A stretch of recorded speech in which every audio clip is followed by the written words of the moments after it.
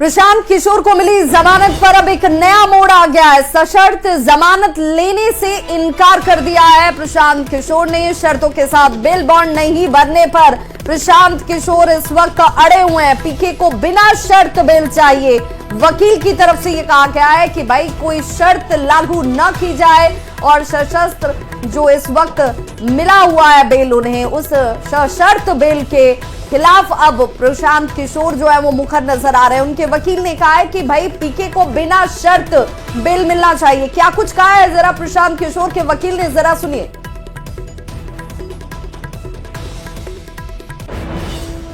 Condition लगाया है कि 25,000 रुपये का राशि का एक पीआर बॉन्ड भर के देंगे प्रशांत किशोर जी, और जिसमें यह लिखेंगे कि हम भविष्य में इस प्रकार का दोबारा ऑफेंस नहीं करेंगे।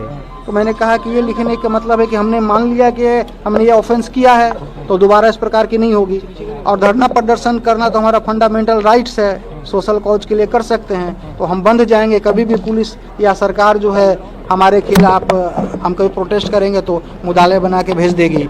तो मुझे ये मंजूर ऑर्डर नहीं है। प्रशांत किशोर ने कहा कि मैडम हमको आपने जो बेल दिया है वो ठीक है, लेकिन ये कंडीशन को हटा दीजिए। कोर्ट नहीं मान रही है कंडीशन कि नहीं, मैंने जो एक बार कंडीशन दे दिया है वो मैं दोबारा रिकॉल नहीं करूंगी। प्रशांत जी का आगे का कदम क्या? अब स्पष्ट अभी तक तो उन्होंने कहा है कि नहीं मैं पीआर बॉन्ड नहीं भरूंगा, और ऐसी स्थिति में उनको जेल जाना पड़ेगा।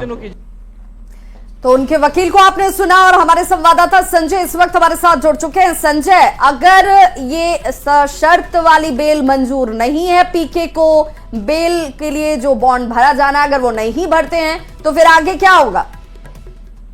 अब आगे वही होगा, अब उन्हें जेल जाना पड़ेगा क्योंकि कंडीशनल बेल दिया गया था। और कंडीशनल बेल में जैसा कि उनके एडवोकेट ने भी कहा, जिस तरीके से वो रिस्ट्रिक्टेड एरिया में धरना प्रदर्शन कर रहे थे तो उन्हें इस बात को सोच करना होगा कि वो आगे से इस तरह का धरना प्रदर्शन नहीं करेंगे। तो ये जो कंडीशन लागू किया गया कोर्ट की तरफ से, तो उन्होंने इसको रिफ्यूज किया।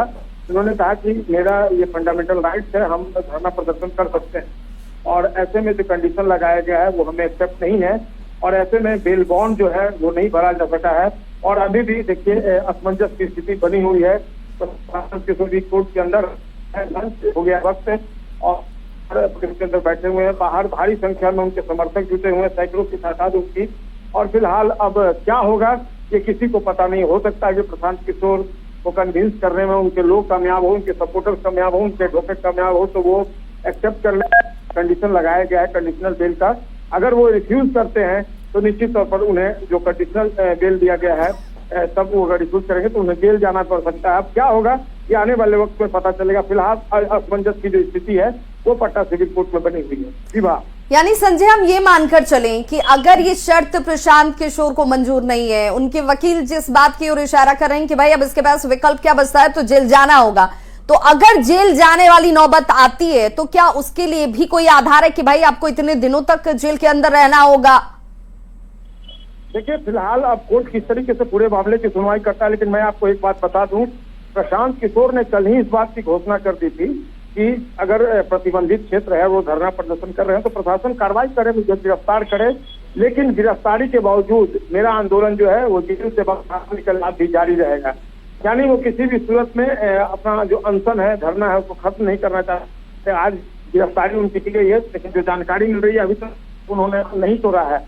तो ऐसे में उनका रुख क्या होता है इसका पता तो थोड़ी देर के बाद चल पाएगा कि वाकई में उनकी बात एक्सेप्ट कर लेता है तो ठीक है। अगर कोर्ट के बाद वो एक्सेप्ट नहीं करते हैं तो जाहिर सी बात है जाना होगा। लेकिन क्या होगा समय बिल्कुल संजय, ये भी दिखता है कि अगर जेल जाने वाली नौबत आती है प्रशांत किशोर की तो उसके बाद ये मसला जो मानकर चला जा रहा था कि शायद संभवतः धीरे धीरे शांत हो जाए, वो और ज्यादा उग्र और तेज नजर आएगा।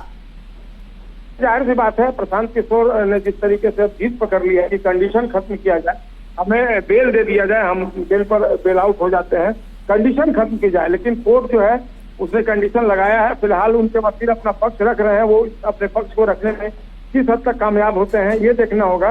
लेकिन फिलहाल असमंजस की स्थिति पटना सिविल कोर्ट में, बाहर सैकड़ों की संख्या में उनके समर्थक और प्रशांत किशोर अंदर कोर्ट में, उनके वकील फिलहाल अपनी दलील रख रहे हैं।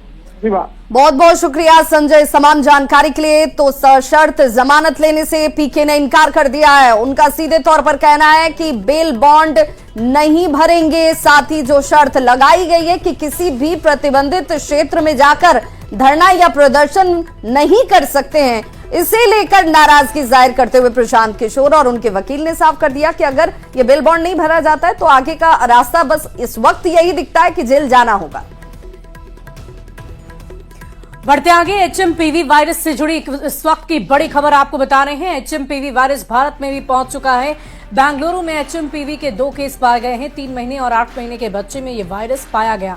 आपको बता दें कि ये वायरस चीन में बहुत तेजी से फैल रहा, जिसके कारण स्थिति लगातार बिगड़ती ही जा रही है। तो वहीं एचएमपीवी वायरस को लेकर महाराष्ट्र स्वास्थ्य विभाग ने अलर्ट जारी कर दिया है। स्वास्थ्य विभाग ने कोविड जैसे अलर्ट इस वक्त जारी किए हैं। सर्दी खांसी के मरीजों के रोजाना सर्वे के निर्देश दे दिए गए हैं। साथ ही स्वच्छता नियमों का पालन करने का आदेश भी दिया गया है। चीन में मेटा न्यूमो वायरस का प्रकोप लगातार बढ़ता जा रहा है। संक्रमण बच्चों के अंदर इस कदर बढ़ रहा कि अस्पताल में जगह ही नहीं रह गई। चीन से डराने वाली तस्वीरें सामने आई है, जहां लोग अपने बीमार बच्चों को लेकर अस्पताल पहुंच रहे, लेकिन अस्पताल में जगह नहीं है। चीन में बच्चे और बुजुर्गों को ये वायरस अपना सबसे ज्यादा शिकार बना रहा है। और अब बात करते हैं दिल्ली विधानसभा से जुड़ी बड़ी खबर की। तो दिल्ली के पूर्व सीएम अरविंद केजरीवाल ने प्रधानमंत्री नरेंद्र मोदी पर दिल्ली की चुनी हुई सरकार को गाली देने का आरोप लगाया।